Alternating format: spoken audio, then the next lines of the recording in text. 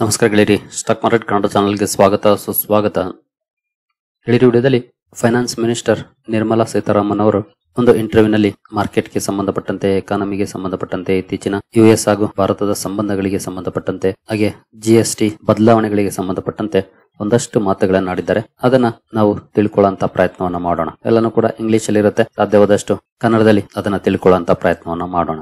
ಮೊದಲಿಗೆ ಡಿಸ್ಕ್ಲೇಮರ್ ಕೊಡ್ಲಿಕ್ಕೆ ಇಷ್ಟಪಡ್ತೀನಿ. ಇಲ್ಲಿ ಯಾವ್ದಾದ್ರು ಸ್ಟಾಕ್ ಅನ್ನ ಮೆನ್ಷನ್ ಮಾಡಿದ್ರೆ ಅದು ಯಾವ್ದನ್ನು ಕೂಡ ನಾನು ರೆಕಮೆಂಡ್ ಮಾಡ್ತಿಲ್ಲ. ನೀವು ಫರ್ದರ್ ಸ್ಟಡಿ ಮೆಡಿಟೇಷನ್ ತಗೊಳ್ಬಹುದು. ಆಸ್ ಎ ಎಜುಕೇಶನಲ್ ಪರ್ಪಸ್ ನಾನು ವಿಡಿಯೋ ಮುಂದೆ ತರ್ತಾ ಇದ್ದೀನಿ. ಹಾಗೆ ನಮ್ಮ ಇನ್ಸ್ಟಾಗ್ರಾಮ್ ಹಾಗೂ ವಾಟ್ಸ್ಆಪ್ ಚಾನಲ್ ನ ಫಾಲೋ ಮಾಡ್ತಿಲ್ಲ ಅಂತಂದ್ರೆ ಚಾನಲ್ ಡಿಸ್ಕ್ರಿಪ್ಷನ್ ಲಿಂಕ್ಸ್ ಇದೆ, ಇಲ್ಲಿ ಇದೆ ನೋಡಬಹುದು. 3 more ಲಿಂಕ್ಸ್ ಅಂತ ಇಲ್ಲಿ ಕ್ಲಿಕ್ ಮಾಡಿದ್ರೆ ಲಿಂಕ್ ಸಿಗುತ್ತೆ. ನಮ್ಮ ಇನ್ಸ್ಟಾಗ್ರಾಮ್ ಚಾನಲ್ ಹಾಗೆ ವಾಟ್ಸ್ಆಪ್ ಚಾನಲ್ಗೆ ಬಂದ್ರೆ SMK ಅಪ್ಡೇಟ್ಸ್ ಅಂತ ಇದೆ, ಈ ಎರಡನ್ನು ಕೂಡ ಫಾಲೋ ಮಾಡಬಹುದು. ಹಲವಾರು ಅಪ್ಡೇಟ್ ಗಳನ್ನ ನಾವು ಅಲ್ಲೂ ಕೂಡ ಕೊಡ್ತಾ ಇರ್ತೀವಿ. ಇನ್ನು ಮತ್ತೊಂದು ಅನೌನ್ಸ್ಮೆಂಟ್, ನಮ್ಮ ತರಬೇತಿ ಕಾರ್ಯಕ್ರಮದ ಬಗ್ಗೆ. ಇದು ಪ್ಯೂರ್ಲಿ ಹೊಸಬರಿಗೆ ಡಿಸೈನ್ ಮಾಡಿರುವಂತದ್ದು. ಇನ್ ಕೇಸ್ ನೀವು ಇತ್ತೀಚೆಗೆ ಮಾರ್ಕೆಟ್ಗೆ ಬಂದಿದ್ರೆ 6 ತಿಂಗಳು, ವರ್ಷ, 2 ವರ್ಷ ಈ ರೀತಿ ಇದ್ರೆ ನಿಮ್ಗಾಗಿನೇ ಡಿಸೈನ್ ಮಾಡಿರುವಂತದ್ದು. ಇಂಟ್ರೆಸ್ಟ್ ಇರೋರು ಸಂಪರ್ಕ ಮಾಡಬಹುದು ಇಮೇಲ್ ಮೂಲಕ. ಇನ್ನು ಹೆಚ್ಚಿನ ಮಾಹಿತಿಯನ್ನ ನಿಮ್ಗೆ ಅಲ್ಲೇ ಒದಗಿಸ್ತೀವಿ. ಜೊತೆಗೆ ಹಲವಾರು ಪ್ರಶ್ನೆ ಏನಂತಂದ್ರೆ ನಾವು ಯಾವಾಗ ಬೇಕಾದ್ರೂ ಅಟೆಂಡ್ ಮಾಡಬಹುದಂತ. ಖಂಡಿತ ನೀವು ಫ್ರೀ ಆದಾಗ ಅಟೆಂಡ್ ಮಾಡಬಹುದು, ಅದರಲ್ಲೇನು ರಿಸ್ಟ್ರಿಕ್ಷನ್ ಇಲ್ಲ. ಇಂತ ಫಿಕ್ಸ್ಡ್ ಟೈಮ್ ಅಂತ ನೀವೆಲ್ಲ ಕೆಲಸ ಮುಗಿಸಿದ ನಂತರ ಯಾವಾಗ ಫ್ರೀ ಆಗ್ತಿರೋ ಆಗ ನೋಡಬಹುದಾಗಿರುತ್ತೆ. ಇನ್ನು ಸುದ್ದಿಗಳ ಕಡೆ ನಾವು ಬರೋದ್ರೆ, ನಾವಾಗ್ಲೇ ಹೇಳಿದೆ ನಿರ್ಮಲಾ ಸೀತಾರಾಮನ್ ಅವರು ಮಾತಾಡಿರುವಂತದ್ದು ಅಂತ. ಒಂದು ಇಂಟರ್ವ್ಯೂ ನಲ್ಲಿ ಸಾಕಷ್ಟು ಅಪ್ಡೇಟ್ ಗಳನ್ನ ಕೊಟ್ಟಿದ್ದಾರೆ ನೋಡಬಹುದು. ನೆಟ್ವರ್ಕ್ 18 ಇಂಟರ್ವ್ಯೂ ನಲ್ಲಿ ನೆಟ್ವರ್ಕ್ 18 ಇವರನ್ನ ಇಂಟರ್ವ್ಯೂ ಮಾಡಿದೆ. ಅದರಲ್ಲಿ ಸಾಕಷ್ಟು ಪ್ರಶ್ನೆಗಳನ್ನ ಕೇಳಿದೆ. ಜೊತೆಗೆ ಇಲ್ಲಿ ರಾಜಕೀಯವಾಗಿ ಕೂಡ ಹಲವು ಪ್ರಶ್ನೆಗಳಿಗೆ ಉತ್ತರವನ್ನ ಕೊಟ್ಟಿದ್ದಾರೆ. ನಾವು ರಾಜಕೀಯದ ಬಗ್ಗೆ ತಲೆ ಕೆಡಿಸಿಕೊಳ್ಳುವ ಅವಶ್ಯಕತೆ ಇಲ್ಲ, ಯಾಕಂದ್ರೆ ಅಲ್ಲೆಲ್ಲ ಕೆಸರೆರ ಚಾಟ ಇದ್ದೇ ಇರುತ್ತೆ. ನಮಗೆ ಪ್ಯೂರ್ಲಿ ಬೇಕಾಗಿರೋದು ಮಾರ್ಕೆಟ್ಗೆ ಸಂಬಂಧಪಟ್ಟಂತೆ, ಎಕಾನಮಿಗೆ ಸಂಬಂಧಪಟ್ಟಂತೆ, ಏನು ಆಗ್ತಿರುವಂತ ಬದಲಾವಣೆಗಳಿಗೆ ಸಂಬಂಧಪಟ್ಟಂತ ಮಾಹಿತಿ. ಹಾಗಾಗಿ ನಾವು ಆ ನಿಟ್ಟಿನಲ್ಲಿ ಪ್ರಯತ್ನ ಮಾಡೋಣ. ನಮಗೆ ರಾಜಕೀಯದ ಸಹವಾಸ ಬೇಡ, ಬಟ್ ರಾಜಕೀಯ ಮಾರ್ಕೆಟ್ ನ ಮೇಲೆ ಇಂಪ್ಯಾಕ್ಟ್ ಮಾಡುತ್ತೆ, ಅದು ನಮ್ಗೆಲ್ರಿಗೂ ಗೊತ್ತಿರುವಂತದ್ದೇ. ಬಟ್ ಅದೇನಿದ್ರು ಶಾರ್ಟ್ ಟರ್ಮ್ ಇಂಪ್ಯಾಕ್ಟ್ ಆಗಿರುತ್ತೆ. ಏನು ಮೊದಲ ಮೇಜರ್ ಅಪ್ಡೇಟ್ ಅಂತಂದ್ರೆ ಇವರು ಕೊಟ್ಟಿರುವಂತದ್ರಲ್ಲಿ ನೋಡಬಹುದು, ಪ್ರೊಟೆಕ್ಟಿಂಗ್ ಎಕ್ಸ್ಪೋರ್ಟರ್ಸ್. ಬಿಗ್ ನ್ಯೂಸ್ ಅಂತಾನೆ ಹೇಳ್ಬೋದು ಇದನ್ನ. ನಿಮ್ಗೆಲ್ರಿಗೂ ಗೊತ್ತಿರೋ ಹಾಗೆ ಎಸ್ಪೆಷಲಿ ಅಮೆರಿಕ ಟ್ಯಾರಿಫ್ ಹಾಕಿದೆ 50% ಭಾರತದ ಗೂಡ್ಸ್ ನ ಮೇಲೆ. ಈ ಟ್ಯಾರಿಫ್ ನ ಕಾರಣಕ್ಕೆ ಹಲವು ಎಕ್ಸ್ಪೋರ್ಟರ್ಸ್ ಗೆ ಇದರ ಎಫೆಕ್ಟ್ ಆಗುತ್ತೆ, ಒಂದಷ್ಟು ಲಾಸಸ್ ಕೂಡ ಆಗಬಹುದು. ಇದಕ್ಕೆ ನಿರ್ಮಲಾ ಸೀತಾರಾಮನ್ ಅವರು ಉತ್ತರ ಕೊಟ್ಟಿದ್ದಾರೆ ನೋಡಬಹುದು. Sitharaman said centre is preparing a relief package to help exporters cope with steep 50% tariffs imposed by US President Donald Trump, saying that India cannot leave its exporters high and dry. ಈ 50% ನ tariff impact ಏನಿದೆ ಅದನ್ನ coop ಮಾಡ್ಲಿಕ್ಕೆ ನಾವು ಒಂದು relief package ಅನ್ನ ಸದ್ಯದಲ್ಲೇ ತರಲಿಕ್ಕೆ ಪ್ರಿಪರೇಷನ್ಸ್ ಮಾಡ್ತಾ ಇದ್ದೀವಿ ಅಂತ ಹೇಳಿದ್ದಾರೆ. ಖಂಡಿತ ಇದು ಒಳ್ಳೆ ಸುದ್ದಿ, ಎಸ್ಪೆಷಲಿ ಎಕ್ಸ್ಪೋರ್ಟರ್ಸ್ಗೆ, ಅದರಲ್ಲೂ ಅಮೆರಿಕಾಗೆ ಎಕ್ಸ್ಪೋರ್ಟ್ ಮಾಡುವಂತ ಕಂಪನಿಗಳಿಗೆ. ಯಾವ ರೀತಿ ರಿಲೀಫ್ ಪ್ಯಾಕೇಜ್ ಕೊಡ್ತಾರೋ ಗೊತ್ತಿಲ್ಲ, ಒಟ್ಟಿನಲ್ಲಿ ಅದರ ಪ್ರಿಪರೇಷನ್ಸ್ ನಡೀತಾ ಇದೆ ಅನ್ನುವಂತ ಮಾತನ್ನ ಫೈನಾನ್ಸ್ ಮಿನಿಸ್ಟರ್ ಹೇಳಿದ್ದಾರೆ. ಜೊತೆಗೆ ಈ ಪ್ಯಾಕೇಜ್ಗೆ ನೋಡಬಹುದು, she added that the package awaiting cabinet approval. Cabinet approval ಗಾಗಿ ಕಾಯ್ತಾ ಇದೆ. ನಾವು ಇಂಡಸ್ಟ್ರೀಸ್ಗೆ, ಅದರಲ್ಲೂ ದೊಡ್ಡ ಮಟ್ಟದಲ್ಲಿ ಹೊಡೆತ ಯಾವ ಇಂಡಸ್ಟ್ರೀಸ್ಗೆ ಬೀಳ್ತಾ ಇದೆ ಅವರಿಗೆ ಸಹಾಯ ಮಾಡ್ತೀವಿ ಅನ್ನುವಂತ ಮಾತನ್ನ ಹೇಳಿದ್ದಾರೆ.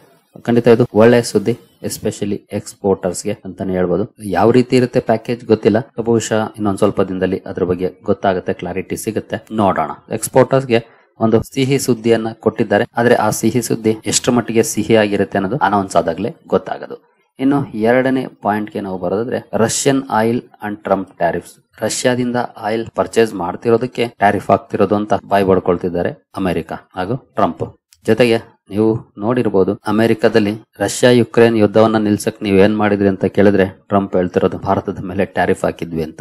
ವಿಚಿತ್ರವಾಗಿ ಸ್ಟೇಟ್ಮೆಂಟ್ ಕೊಡ್ತಿದ್ದಾರೆ, ನಗು ಅಂತ ಸ್ಟೇಟ್ಮೆಂಟ್ ಅನ್ನ ಕೊಡ್ತಿದ್ದಾರೆ. ಒಂದು ಪ್ರಪಂಚದ ಸ್ಟ್ರಾಂಗೆಸ್ಟ್ ಎಕಾನಮಿ ಹೊಂದಿರುವಂತ ದೇಶದ ಪ್ರೆಸಿಡೆಂಟ್ ಬಾಯಿಂದ ಬರುವಂತ ಮಾತುಗಳು. ಒಟ್ಟಿನಲ್ಲಿ ಭಾರತದ ಮೇಲೆ ಟ್ಯಾರಿಫ್ ಹಾಕೋ ಮೂಲಕ ಅವರು ತಮ್ಮ ಇಂಪಾರ್ಟೆನ್ಸ್ ಅನ್ನು ಕಳ್ಕೊಳ್ತಿರುವಂತ ಪರಿಸ್ಥಿತಿಗೆ ಬಂದಿದ್ದಾರೆ. ಜೊತೆಗೆ ಬೇರೆ ದೇಶಗಳು ಕೂಡ ಅವರನ್ನ ನಂಬಲಿಕ್ಕೆ ಯೋಚನೆ ಮಾಡುವಂತ ಪರಿಸ್ಥಿತಿಗೆ ಅಮೆರಿಕವನ್ನ ತರುತ್ತಿದ್ದಾರೆ ಟ್ರಂಪ್. ರಷ್ಯನ್ ಆಯಿಲ್ ಪರ್ಚೇಸ್ ಗೆ ಸಂಬಂಧಪಟ್ಟಂತೆ ಸೀತಾರಾಮನ್ ಅವರು ಮಾತಾಡಿದ್ದಾರೆ ನೋಡಬಹುದು. Sitharaman made it clear that India will continue purchasing Russian oil, stressing that decisions will be guided solely by national interest. ನಮ್ಮ ದೇಶದ ಹಿತಾಸಕ್ತಿಯನ್ನ ಕಾಪಾಡುವ ನಿಟ್ಟಿನಲ್ಲಿ ನಾವು ರಷ್ಯನ್ ಆಯಿಲ್ ಅನ್ನ ಪರ್ಚೇಸ್ ಮಾಡ್ತೀವಿ, ಅದನ್ನ ಕಂಟಿನ್ಯೂ ಕೂಡ ಮಾಡ್ತೀವಿ ಅನ್ನೋಂತ ಮಾತನ್ನ ಹೇಳಿದ್ದಾರೆ. ಅದು ರಷ್ಯನ್ ಆಯಿಲ್ ಆದ್ರೂ ಆಗ್ಬೋದು ಅಥವಾ ಬೇರೆ ಯಾವುದೇ ಮೆಟೀರಿಯಲ್ ಆಗ್ಬೋದು, ನಮ್ಮ ಹಿತಾಸಕ್ತಿಗೆ ತಕ್ಕಂತ ಪರ್ಚೇಸಸ್ ಅನ್ನ ನಾವು ಕಂಟಿನ್ಯೂ ಮಾಡ್ತೀವಿ ಅಂತ ಹೇಳಿದ್ದಾರೆ ನೋಡಬಹುದು. Whether it is Russian oil or anything else, we will take call based on what suits our needs in terms of rates, logistics or whatever. ನಮಗೆ ಅನುಕೂಲ ಆಗುವಂತ ಡಿಸಿಷನ್ ಗಳನ್ನ ನಾವು ತಗೊಳ್ತೀವಿ ಅನ್ನುವಂತ ಮಾತನ್ನ ಹೇಳಿದ್ದಾರೆ. ಜೊತೆಗೆ ನೋಡಬಹುದು reforms like GST will offset the impact of concern due to US tariffs. US tariff ನ ಕನ್ಸರ್ನ್ಸ್ ಏನಿದೆ ಅದನ್ನ GST ರಿಫಾರ್ಮ್ಸ್ ಆಫ್ಸೆಟ್ ಮಾಡುತ್ತೆ, ಅಂದ್ರೆ ಅದನ್ನ ಫುಲ್ಫಿಲ್ ಮಾಡುತ್ತೆ ಅಥವಾ ಅದರ ಇಂಪ್ಯಾಕ್ಟ್ ಅನ್ನ ಕಡಿಮೆ ಮಾಡುತ್ತೆ ಅನ್ನುವಂತ ಸ್ಟೇಟ್ಮೆಂಟ್ ಅನ್ನ ಫೈನಾನ್ಸ್ ಮಿನಿಸ್ಟರ್ ಕೊಟ್ಟಿದ್ದಾರೆ. ನಂತರ GST ರಿಫಾರ್ಮ್ಸ್ ಗೆ ಸಂಬಂಧಪಟ್ಟಂತೆ ನೋಡಬಹುದು, ಎಸ್ಪೆಷಲಿ ನರೇಂದ್ರ ಮೋದಿ ಅವರು ಆಗಸ್ಟ್ 15ನೇ ತಾರೀಕು ಅನೌನ್ಸ್ಮೆಂಟ್ ಅನ್ನ ಮಾಡಿದ್ರು. ಅದಕ್ಕೆ 8 ತಿಂಗಳ ಹಿಂದೆನೆ ಈ ರೀತಿಯ ಫ್ರೇಮ್ ವರ್ಕ್ ಹೇಳಿದ್ರು ಅಂತ ಹೇಳಿದ್ದಾರೆ. ಅಂದ್ರೆ ಕಳೆದ 8 ತಿಂಗಳಿಂದ ಇದಕ್ಕೆ ಸಂಬಂಧಪಟ್ಟಂತೆ ವರ್ಕ್ ಮಾಡಿದ್ದಾರೆ.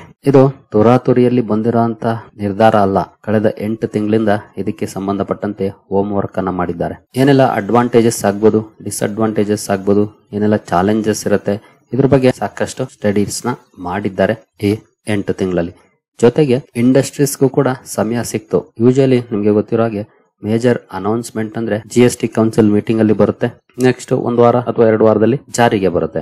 ಆದ್ರೆ ಈ ಸಲ 1 ತಿಂಗಳಿಗಿಂತೂ ಜಾಸ್ತಿ ಆಗುತ್ತೆ. ಯಾಕಂದ್ರೆ ಹಿಂಟ್ ಕೊಟ್ಟಿದ್ದು ಆಗಸ್ಟ್ 15ರ ಭಾಷಣದಲ್ಲಿ ನರೇಂದ್ರ ಮೋದಿ ಅವರು, ನಂತರ ಮೀಟಿಂಗ್ ಇದ್ದಿದ್ದು 3ನೇ ತಾರೀಕು, ರಿಫಾರ್ಮ್ಸ್ ಅನೌನ್ಸ್ ಆಗಿದ್ದು 3ನೇ ತಾರೀಕು, ಜಾರಿಗೆ ಬರೋದು 22ನೇ ತಾರೀಕು. ಹಾಗಾಗಿ ಇಂಡಸ್ಟ್ರೀಸ್ಗೂ ಕೂಡ ಬೇಕಾದಂತಹ ಅಡ್ಜಸ್ಟ್ಮೆಂಟ್ ಗಳನ್ನ ಮಾಡ್ಕೊಳ್ಳಿಕ್ಕೆ ಸಹಾಯ ಆಗಿದೆ. ಈ ಮಾತನ್ನ ಇವರು ಹೇಳಿದ್ದಾರೆ. ಜೊತೆಗೆ ನೋಡಬಹುದು Sitharaman added that 99% of all goods and services under GST are now either in 0, 5 or 18%. ಅಂದ್ರೆ 99% ಗೂಡ್ಸ್ GST ಇರೋದು 0 ಇದಾವೆ, ಕೆಲವು ಇನ್ನು 5% ಇದೆ ಅಥವಾ 18% ಇದೆ. ಜಸ್ಟ್ 1% ಮಾತ್ರ 40% ಏನಿದೆ ಅಲ್ಲಿದೆ. ಡಿಮೆರಿಟ್ ಆರ್ ಸಿನ್ ಗೂಡ್ಸ್ ಅಂತ ಏನ್ ಕರೀತಾರೆ, ಅದು ಜಸ್ಟ್ 1% ಅನ್ನುವಂತ ಮಾತನ್ನ ಹೇಳಿದ್ದಾರೆ. ಒಂದು ಸಿನ್ ಗೂಡ್ಸ್ ಅಥವಾ ಲಕ್ಸುರಿ ವಸ್ತುಗಳು, ಇದನ್ನ ಬಡವರೇನ್ ಬಳಸೋದಿಲ್ಲ ಲಕ್ಸುರಿ ವಸ್ತುಗಳನ್ನ. ಆದ್ರೆ ತಂಬಾಕನ್ನ ಜಾಸ್ತಿ ಬಳಸೋರು ಬಡವರೇ. ಬಳಸಬೇಡಿ ಅಂತ ಹೇಳಿದ್ರು ಬಳಸ್ತಾರೆ, ಬಟ್ ಏನ್ ಮಾಡಕ್ಕಾಗಲ್ಲ, ಅದನ್ನ ಕಡಿಮೆ ಮಾಡಿದ್ರೆ ಒಳ್ಳೇದು. ಒಟ್ಟಿನಲ್ಲಿ ಮಿಡ್ಲ್ ಕ್ಲಾಸ್ ಮೇಲೆ ಇದ್ದಂತ ಒಂದಷ್ಟು ಬರ್ಡನ್ ಅನ್ನು ಕಡಿಮೆ ಮಾಡಿದೆ ಈ ರಿಫಾರ್ಮ್ಸ್ ಅಂತ ಹೇಳಿದ್ದಾರೆ. ಹಾಗೆ ಒಂದಷ್ಟು ಕ್ಲಾರಿಫಿಕೇಶನ್ ಕೂಡ ಕೊಟ್ಟಿದ್ದಾರೆ. ನೋಡಬಹುದು, petroleum products and alcohol will continue to remain outside the purview of GST. GSTಯ ಹೊರಗಡೆನೆ ಇರುತ್ತೆ ಪೆಟ್ರೋಲಿಯಂ ಅಂಡ್ ಆಲ್ಕೋಹಾಲ್ ಅನ್ನೋ ಕ್ಲಾರಿಫಿಕೇಶನ್ ಅನ್ನು ಕೂಡ ಕೊಟ್ಟಿದ್ದಾರೆ. ಗೊತ್ತಿಲ್ಲ ಇದು ಯಾವಾಗ ಸೇರ್ಕೊಳ್ಳುತ್ತೆ ಅಂತ ನೋಡೋಣ. ಇನ್ನು ರುಪಿ ವೀಕ್ ಆಗ್ತಿರೋ ಬಗ್ಗೆ ಕೂಡ ಹೇಳಿದ್ದಾರೆ. ನೋಡಬಹುದು ಅವರ ಸ್ಟೇಟ್ಮೆಂಟ್, ರುಪಿ ನಾಟ್ ವೀಕ್ನಿಂಗ್ ಅಂತ ಹೇಳಿದ್ದಾರೆ. ಇದನ್ನ ಯಾರು ಒಪ್ಕೊಳ್ಳೋದು ಕಡಿಮೆ. ರುಪಿ ವೀಕ್ ಆಗಿದೆ ಅನ್ನೋದು ಎಲ್ರಿಗೂ ಗೊತ್ತಿರುವಂತದ್ದೇ. ಬಟ್ ಅವರು ಕೊಡುವಂತ ಕಾರಣ ಏನಂತಂದ್ರೆ, rupee is volatile only against the dollar. ಏರಿಳಿತಗಳನ್ನ ಕಾಣ್ತಾ ಇದೆ ಡಾಲರ್ ಎದುರುಗಡೆ ಅನ್ನುವಂತ ಮಾತನ್ನ ಹೇಳಿದ್ದಾರೆ. ಜೊತೆಗೆ many countries are experiencing this. ಭಾರತ ಅಷ್ಟೇ ಅಲ್ಲ, ಬೇರೆ ಬೇರೆ ದೇಶಗಳು ಕೂಡ ಈ ಅನುಭವವನ್ನ ಪಡ್ಕೊಳ್ತಿದ್ದಾರೆ. ಅಂದ್ರೆ ಅವರ ಕರೆನ್ಸಿಗಳು ಕೂಡ ಇದೇ ರೀತಿ ವೋಲಟೈಲ್ ಆಗಿದೆ ಅನ್ನುವಂತ ಮಾತನ್ನ ಹೇಳಿದ್ದಾರೆ. ಜೊತೆಗೆ ನೋಡಬಹುದು, ನಾನು ಈ ಸ್ಟೇಟ್ಮೆಂಟ್ ಕೊಡ್ತಿರೋದಕ್ಕೆ ಟ್ರೋಲ್ ಕೂಡ ಆಗ್ಬೋದು ಅಂತ ಹೇಳಿದ್ದಾರೆ. ಎಕ್ಸ್ಪೆಕ್ಟೆಡ್ ಅದನ್ನು ಬಹುಶಃ ಜೊತೆಗೆ ಸ್ಟಾರ್ಟ್ ಆಗಿರುತ್ತೆ ಸೋಷಿಯಲ್ ಮೀಡಿಯಾದಲ್ಲಿ. ಯಾಕೆಂದ್ರೆ 88 ರೂಪೀಸ್ ರೇಂಜ್ ಅಲ್ಲಿ ಇದೆ ರುಪಿ ಡಾಲರ್ ಎದುರುಗಡೆ. 82, 83 ರೇಂಜ್ ಅಲ್ಲಿ ಇದ್ದದ್ದು ವೀಕ್ ಅಂತೂ ಆಗಿದೆ, ಬಟ್ ಅವ್ರು ಹೇಳ್ತಿರೋದು ವಾಲಟೈಲ್ ಇದೆ ಅಂತ. ಇನ್ನು ಚೀನಾದ ಜೊತೆಗಿನ ಟೈಸ್ ಬಗ್ಗೆ ಕೂಡ ಮಾತಾಡಿದ್ದಾರೆ. ನೋಡಬಹುದು, finance minister called for a greater need and true engagement amid positive momentum in India's ties with China. ನಿಜವಾದ ಬಲವರ್ಧನೆ ಇರಬೇಕು ಎರಡು ದೇಶಗಳ ನಡುವೆ, ಟ್ರೂ ಎಂಗೇಜ್ಮೆಂಟ್ ಇರಬೇಕು, ನಾಟ್ ಎ ಪ್ರೋಕ್ರಾಸ್ಟಿನೇಟಿಂಗ್ ಎಂಗೇಜ್ಮೆಂಟ್ ಅಂತ ಹೇಳಿದ್ದಾರೆ. ನಂತರ ಆನ್ಲೈನ್ ಗೇಮ್ಸ್ ಬ್ಯಾನ್ ಮಾಡಿರೋ ಬಗ್ಗೆ ಕೂಡ ಮಾತಾಡಿದ್ದಾರೆ. ಇದು ಹೌಸ್ ಹೋಲ್ಡ್ ಇನ್ಕಮ್ ಅನ್ನ ಹಾಳು ಮಾಡ್ತಾ ಇತ್ತು, ಹಾಗಾಗಿ ನಾವು ಈ ರೀತಿಯ ನಿರ್ಧಾರವನ್ನ ತಗೊಳ್ಳೇಬೇಕಾಯ್ತು ಅನ್ನುವಂತ ಮಾತನ್ನ ಹೇಳಿದ್ದಾರೆ. ನೋಡಬಹುದು, to protect families especially children from the ill effects of these activities. Even childrens ಅನ್ನು ಕೂಡ ನಾವು ಸೇವ್ ಮಾಡಬೇಕಾಗಿದೆ ಈ ರೀತಿಯ ಆಕ್ಟಿವಿಟೀಸ್ ಇಂದ ಅನ್ನುವಂತ ಮಾತನ್ನ ಇವರು ಹೇಳಿದ್ದಾರೆ. ಹಾಗಾಗಿ ನಾವು ಈ ಆನ್ಲೈನ್ ಗೇಮ್ಸ್ ಬ್ಯಾನ್ ಮಾಡುವಂತ ನಿರ್ಧಾರವನ್ನು ತಗೊಂಡಿದ್ದೀವಿ ಅಂತ. ಕಾಂಟ್ರವರ್ಷಿಯಲ್ ರಿಮಾರ್ಕ್ಸ್ ಬಗ್ಗೆ ಕೂಡ ಮಾತಾಡಿದ್ದಾರೆ. ನಮ್ಗೆ ಅವಶ್ಯಕತೆ ಇಲ್ಲ, ಅದೇನಿದ್ರು ಪೊಲಿಟಿಷಿಯನ್ಸ್ಗೆ ಅವಶ್ಯಕತೆ, ಅದನ್ನ ಅವರು ಚೆನ್ನಾಗಿ ಮಾಡ್ಕೊಳ್ತಾರೆ, ತಲೆ ಕೆಡಿಸ್ಕೊಳ್ಳೋದೇನ್ ಬೇಡ. ನಮ್ಗೆ ಇಂಪಾರ್ಟೆಂಟ್ ಆಗಬೇಕಾಗಿರೋದು ನೋಡಬಹುದು, ಮೀಟಿಂಗ್ ಫಿಸ್ಕಲ್ ಡೆಫಿಸಿಟ್ ಟಾರ್ಗೆಟ್ಸ್. ಇದು ಇಂಪಾರ್ಟೆಂಟ್. ಆರ್ಥಿಕ ಕೊರತೆ ಏನಿದೆ ಅದರ ಟಾರ್ಗೆಟ್ ಅನ್ನ ಏನು ಹಿಂದೆ ಬಜೆಟ್ ಅಲ್ಲಿ ಅನೌನ್ಸ್ ಮಾಡಿದ್ರು ಅದನ್ನ ಮೀಟ್ ಮಾಡೋ ಬಗ್ಗೆ ಮಾತಾಡಿದ್ದಾರೆ. ಅದರಲ್ಲಿ ಬದಲಾವಣೆಯನ್ನೇನು ಮಾಡಿಲ್ಲ. ನೋಡಬಹುದು, will meet it's fiscal deficit target of 4.4% GDP for FY26. ಈ ಆರ್ಥಿಕ ವರ್ಷದಲ್ಲಿ 4.4% ಏನ್ ಟಾರ್ಗೆಟ್ ಹಾಕೊಂಡಿದ್ದಾರೆ, ಅದನ್ನ ನಾವು ಅಚೀವ್ ಮಾಡ್ತೀವಿ ಅಂತ ಹೇಳಿದ್ದಾರೆ. ಫಿಸ್ಕಲ್ ಡಿಫಿಸಿಟ್ ಅಂದ್ರೆ ನಾನು ಈಗಾಗಲೇ ಹಲವು ಸಲ ಎಕ್ಸ್ಪ್ಲೈನ್ ಮಾಡಿದೀನಿ, ಬಟ್ ಸ್ಟಿಲ್ ಬ್ರೀಫ್ ಆಗಿ ಹೇಳ್ಬಿಡ್ತೀನಿ. ನಮ್ಗೆ ಬರುತ್ತಿರುವಂತ ಇನ್ಕಮ್ ಗಿಂತ ಜಾಸ್ತಿ ಖರ್ಚು ಮಾಡ್ತಿದ್ರೆ ಅದು ಡೆಫಿಸಿಟ್, ಕೊರತೆ. ಈಗ ನಮ್ಮ ಭಾರತ ಆಗ್ಬೋದು ಅಥವಾ ನಮ್ಮ ಕರ್ನಾಟಕ ರಾಜ್ಯ ಆಗ್ಬೋದು, ಎಲ್ಲರೂ ಕೂಡ ಡೆಫಿಸಿಟ್ ಅಲ್ಲೇ ಇರೋದು, ಕೊರತೆಯಲ್ಲೇ ಇರೋದು. ಕರ್ನಾಟಕದ ಕೊರತೆ ಇನ್ನೂ ಸ್ವಲ್ಪ ಜಾಸ್ತಿನೇ ಆಗಿದೆ ಇತ್ತೀಚಿನ ದಿನಗಳಲ್ಲಿ. ಭಾರತ ಸರ್ಕಾರದ ಕೊರತೆ ಕಡಿಮೆ ಮಾಡ್ತಾ ಇದ್ದಾರೆ. ಅದು ಒಂದು ಪ್ರಮುಖ ಕಾರಣ ಮಾರ್ಕೆಟ್ ಚೆನ್ನಾಗಿ ಪರ್ಫಾರ್ಮ್ ಕನ್ಫರ್ಮ್ ಮಾಡ್ಲಿಕ್ಕೆ. ಯಾಕಂದ್ರೆ ನೋಡಬಹುದಿಲ್ಲ 4.4% ಟಾರ್ಗೆಟ್ ಅನ್ನ ಇವರು ಹಾಕೊಂಡಿದ್ರು, ಅದನ್ನ ಅಚೀವ್ ಮಾಡ್ತೀವಿ ಅಂತ ಹೇಳಿದ್ದಾರೆ. ಅಂದ್ರೆ ಫಾರ್ ಎಕ್ಸಾಂಪಲ್ ₹100 ಭಾರತ ಸರ್ಕಾರಕ್ಕೆ ಆದಾಯ ಬರ್ತಿದೆ ಅಂದ್ರೆ ₹104.40 ಖರ್ಚು ಮಾಡ್ತಾ ಇದೆ. ಅಂದ್ರೆ ಇನ್ಕಮ್ ಗಿಂತ ಜಾಸ್ತಿ ಎಕ್ಸ್ಪೆಂಡಿಚರ್ ಇದೆ. ಹಿಂಗಾದಾಗ ಏನಾಗುತ್ತೆ, ಸಾಲವನ್ನ ತರಬೇಕಾಗುತ್ತೆ, ಸಾಲ ತಂದ್ರೆ ಏನಾಗುತ್ತೆ, ಇಂಟ್ರೆಸ್ಟ್ ಪೇ ಮಾಡ್ಬೇಕಾಗುತ್ತೆ. ಅವಾಗ ಏನಾಗುತ್ತೆ, ಇನ್ನೂ ಡಿಫಿಸಿಟ್ ಜಾಸ್ತಿನೇ ಆಗ್ತಾ ಹೋಗೋ ಚಾನ್ಸಸ್ ಇರುತ್ತೆ. ಹಾಗಾಗಿ ಈ ಸರ್ಕಾರ ಅಂತ ಇದನ್ನ ಕಂಟ್ರೋಲ್ ಮಾಡ್ಲಿಕ್ಕೆ ಪ್ರಯತ್ನ ಮಾಡ್ತಿದೆ. ಜೊತೆಗೆ ವೆಲ್ ಮ್ಯಾನೇಜ್ಡ್ ಇದೆ. 4.4% ಅಂದ್ರೆ ಖಂಡಿತ ಒಳ್ಳೆ ಟಾರ್ಗೆಟ್ ಇದು. ಹಾಗಾಗಿ ಮಾರ್ಕೆಟ್ಸ್ ಕೂಡ ಈ ರೀತಿಯ ನಿರ್ಧಾರಗಳನ್ನ ಚೀರ್ ಮಾಡುತ್ತೆ. ಎವ್ರಿ ಟೈಮ್ ಬಜೆಟ್ ಸಂದರ್ಭದಲ್ಲಿ ಮಾರ್ಕೆಟ್ ಕಣ್ಣರಳಿಸಿ ನೋಡ್ತಾ ಕೂರೋದೆ ಫಿಸ್ಕಲ್ ಡೆಫಿಸಿಟ್, ಎಷ್ಟು ಟಾರ್ಗೆಟ್ ಕೊಡ್ತಾರೆ, ಹಾಗೆ ಇಂದಿನ ಟಾರ್ಗೆಟ್ ಅನ್ನ ಅಚೀವ್ ಮಾಡಿದ್ದಾರಾ, ಇದ್ರ ಮೇಲೆ ಟಾರ್ಗೆಟ್ ಇರುತ್ತೆ ಮಾರ್ಕೆಟ್ ಅಥವಾ ಕಣ್ಣಿರುತ್ತೆ. ಅದನ್ನ ಅಚೀವ್ ಮಾಡ್ತೀವಿ ಅನ್ನುವಂತ ಮಾತನ್ನ ಹೇಳಿದ್ದಾರೆ ಇವರು. ಜೊತೆಗೆ ಇನ್ನೊಂದು ಇಂಪಾರ್ಟೆಂಟ್ ಪಾಯಿಂಟ್ ನೋಡಬಹುದು, capex of government will not come down. ಸರ್ಕಾರದ ಕ್ಯಾಪಿಟಲ್ ಎಕ್ಸ್ಪೆಂಡಿಚರ್ ಏನಿದೆ ಇದು ಕಡಿಮೆ ಆಗಲ್ಲ ಅನ್ನುವಂತ ಮಾತನ್ನ ಹೇಳಿದರೆ. ಅದರಲ್ಲೂ ನೋಡಬಹುದು, I can say with confidence, confident ಆಗಿ ನಾನು ಈ ಮಾತನ್ನ ಹೇಳಬಲ್ಲೆ ಅನ್ನುವಂತ ಮಾತನ್ನ ಹೇಳಿದ್ದಾರೆ. ಮಾರ್ಕೆಟ್ಗೆ ಇಂತ ವಿಷಯಗಳು ತುಂಬಾನೇ ಇಂಪಾರ್ಟೆಂಟ್ ಆಗುತ್ತೆ. ನೋಡೋಣ. ಇನ್ನು IDBI ಸ್ಟೇಕ್ ಸೇಲ್ ಬಗ್ಗೆ ಕೂಡ ಮಾತಾಡಿದ್ದಾರೆ. IDBI ಬ್ಯಾಂಕ್ ಅಲ್ಲಿ ಡೈವೆಸ್ಟ್ ಮಾಡುತ್ತೆ ಅನ್ನೋ ಸುದ್ದಿಗಳು ಸಾಕಷ್ಟು ದಿನದಿಂದ ಬರ್ತಾ ಇದೆ. ಕೆಲವೊಂದು ಸ್ಟೆಪ್ಸ್ ಅನ್ನ ಈಗಾಗಲೇ ತಗೊಂಡಿದೆ ಸರ್ಕಾರ ಕೂಡ, ಇದು ಪ್ರೋಗ್ರೆಸ್ ಅಲ್ಲಿ ಇದೆ ಅನ್ನುವಂತ ಮಾತನ್ನ ಹೇಳಿದ್ದಾರೆ. ಇನ್ನು FDI ನಾಮ್ಸ್ ಬಗ್ಗೆ ಕೂಡ ಮಾತಾಡಿದ್ದಾರೆ. ಜೊತೆಗೆ ಇಲ್ಲಿ I don't want to give any headline but certainly we are looking at every aspect of reform ಅಂತ ಹೇಳಿದ್ದಾರೆ. ಅಂದ್ರೆ ಇಲ್ಲಿನ ರಿಫಾರ್ಮ್ ಗೆ ಸಂಬಂಧಪಟ್ಟಂತೆ ಎಲ್ಲಾ ಪ್ರಯತ್ನವನ್ನು ಕೂಡ ಮಾಡ್ತಾ ಇದೀವಿ ಎಲ್ಲ ಆಸ್ಪೆಕ್ಟ್ ಅಲ್ಲಿ ಅನ್ನುವಂತ ಮಾತನ್ನ ಹೇಳಿದ್ದಾರೆ. ಬಟ್ ಅದರ ಬಗ್ಗೆ ಏನು ಹೆಚ್ಚಿನ ಡೀಟೇಲ್ಸ್ ಅನ್ನ ಕೊಡಕ್ ಹೋಗಿಲ್ಲ.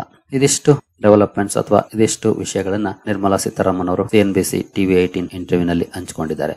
ಇನ್ನು ಪೆಟ್ರೋಲ್ ಡೀಸೆಲ್ ಬಗ್ಗೆ ಈಗಾಗಲೇ ನೋಡಿದ್ವಿ, ಔಟ್ ಸೈಡ್ GST ಇರುತ್ತೆ ಅಂತ. ಇನ್ನು ಆನ್ಲೈನ್ ಗೇಮಿಂಗ್ ಗೆ ಸಂಬಂಧಪಟ್ಟಂತ statement, families var shaken up, ಹಾಗಾಗಿನೇ ನಾವು ಇದನ್ನ ತಂದಿದೀವಿ ಅಂತ ಹೇಳಿದ್ದಾರೆ. ಇನ್ನು FPI ಲಿಬರಲೈಸೇಷನ್ ಗೆ ಸಂಬಂಧಪಟ್ಟಂತೆ ಡೀಟೇಲ್ಸ್ ಕೊಟ್ಟಿಲ್ಲ, ಬಟ್ ಎವ್ರಿ ಆಸ್ಪೆಕ್ಟ್ ಅಲ್ಲಿ ನಾವು ರಿಫಾರ್ಮ್ಸ್ ತರುತ್ತೀವಿ ಅನ್ನುವಂತ ಮಾತನ್ನ ಹೇಳಿದ್ರು. ಇನ್ನು ಪಿಯೂಷ್ ಗೋಯಲ್ ಅವರ ಕಡೆಯಿಂದ ಒಂದು ಅಪ್ಡೇಟ್ ಬಂದಿದೆ ನೋಡಬಹುದು. FinMin's rules on transition of goods stocked under higher GST slabs coming soon. ಅಂದ್ರೆ GST ಸ್ಲಾಬ್ಸ್ ಸೆಪ್ಟೆಂಬರ್ 22ರಿಂದ ಚೇಂಜ್ ಆಗ್ತಾ ಇದೆ. ಬಟ್ ಅಲ್ಲಿವರೆಗೂ ಈಗಾಗಲೇ ಸಾಕಷ್ಟು ಗೂಡ್ಸ್ ಟ್ರಾನ್ಸಿಷನ್ ಅಲ್ಲಿ ಇದೆ. ಬಿಸ್ನೆಸಸ್ ತಗೊಂಡು ಇಟ್ಕೊಂಡಿರ್ತಾರೆ, ಅವರು ಜಾಸ್ತಿ ಪೇ ಮಾಡಿರ್ತಾರೆ. ಜೊತೆಗೆ 22ನೇ ತಾರೀಕಿಂದ ಅವರು ಜಾಸ್ತಿ ತಗೊಳ್ಳೋ ಆಗಿಲ್ಲ ಜನರಿಂದ. ಸೊ ಇಂತಹ ಗೂಡ್ಸ್ ಗಳಿಗೆ ಸಂಬಂಧಪಟ್ಟಂತೆ ಕೆಲವೊಂದು ರೂಲ್ಸ್ ಅನ್ನ ಅನೌನ್ಸ್ ಮಾಡ್ತೀವಿ ಸದ್ಯದಲ್ಲೇ ಅನ್ನುವಂತ ಮಾತನ್ನ ಪಿಯೂಷ್ ಗೋಯಲ್ ಅವರು ಹೇಳಿದ್ದಾರೆ. ಇನ್ನು ನಮ್ಮ ಟ್ರಂಪ್ ಅಣ್ಣನ ಕಡೆಯಿಂದ ಒಂದಷ್ಟು ಅಪ್ಡೇಟ್ ಗಳು ಬಂದಿದ್ದಾವೆ ನೋಡಬಹುದು. Looks like we have lost India Russia to China. ಭಾರತ ಹಾಗೂ ರಷ್ಯಾನ ನಾವು ಚೈನಾಗೆ ಕಳ್ಕೊಂಡಿದ್ದೀವಿ ಅನ್ನುವಂತ ಮಾತನ್ನ ಹೇಳಿದ್ದಾರೆ. ಅಣ್ಣಂಗೆ ಈಗ ಬುದ್ಧಿ ಬರ್ತಾ ಇದೆ ಅಂತ ಅನ್ಕೊಳ್ಬಹುದು. ಯಾಕಂದ್ರೆ ಎಸ್ಪೆಷಲಿ ಅಮೆರಿಕ ಯಾವಾಗ ಈ ರೀತಿಯ ನಿರ್ಧಾರಗಳನ್ನ ಅನೌನ್ಸ್ ಮಾಡ್ತೋ ಟ್ಯಾರಿಫ್ ಗೆ ಸಂಬಂಧಪಟ್ಟಂತೆ, ಅನಂತರನೇ ಭಾರತ ಕೂಡ ಸ್ವಲ್ಪ ಅಗ್ರೆಸಿವ್ ಆಗಿ ನಿರ್ಧಾರಗಳನ್ನು ತಗೊಳಕ್ಕೆ ನಿಂತಿದ್ದು. ಬಹುಶಃ ಟ್ಯಾರಿಫ್ ಹಾಕದೇ ಇದ್ರೆ ನರೇಂದ್ರ ಮೋದಿ ಅವರು ಚೈನಾಗೆ ಹೋಗ್ತಾ ಇರ್ಲಿಲ್ವೇನೋ. ಒಟ್ಟಿನಲ್ಲಿ ಟ್ರಂಪ್ ಟ್ಯಾರಿಫ್ಸ್ ಭಾರತ ಹಾಗೂ ಚೈನಾನ ಹಾಗೂ ರಷ್ಯಾನ ಹತ್ರ ಮಾಡಿದ. ಈಗ ಟ್ರಂಪ್ ಅಣ್ಣಂಗೆ ಬುದ್ಧಿ ಬರ್ತಾ ಇದೆ. ಜೊತೆಗೆ ಇದಕ್ಕೆ ಸಂಬಂಧಪಟ್ಟಂತೆ ಮಿನಿಸ್ಟ್ರಿ ಆಫ್ ಎಕ್ಸ್ಟರ್ನಲ್ ಅಫೇರ್ಸ್ ಕೂಡ ನೋ ಕಮೆಂಟ್ಸ್ ಅಂತ ಆನ್ಸರ್ ಮಾಡಿದೆ. ಏನನ್ನು ಹೇಳಕ್ಕೆ ಹೋಗಿಲ್ಲ, ಪೂರ್ತಿ ಇಗ್ನೋರ್ ಮಾಡಿದೆ ಅಂತಾನೆ ಹೇಳ್ಬೋದು. ಡೊನಾಲ್ಡ್ ಟ್ರಂಪ್ ಅವರು ತಮ್ಮ ಸೋಷಿಯಲ್ ಮೀಡಿಯಾ ಪ್ಲಾಟ್ಫಾರ್ಮ್ ಟ್ರೂತ್ ಅಲ್ಲಿ ಇದನ್ನ ಹಂಚಿಕೊಂಡಿದ್ದಾರೆ ನೋಡಬಹುದು. Looks like we have lost India and Russia to deepest darkest China. May they have a long and prosperous future together ಅನ್ನುವಂತ ಲೈನ್ಸ್ ಹಾಕಿ ಈ ಫೋಟೋನ ಅವರು ಹಾಕೊಂಡಿದ್ದಾರೆ. ಸರಿ ಗೆಳೆಯರಿ, ಈ ವಿಡಿಯೋ ನಿಮ್ಗೆ ಇಷ್ಟ ಆಗಿದೆ ಅಂದ್ಕೊಳ್ತೀನಿ. ಮುಂದಿನ ವಿಡಿಯೋದಲ್ಲಿ ಸಿಗೋಣ. ಅಲ್ಲಿವರೆಗೂ ಜೈ ಹಿಂದ್, ಜೈ ಕರ್ನಾಟಕ.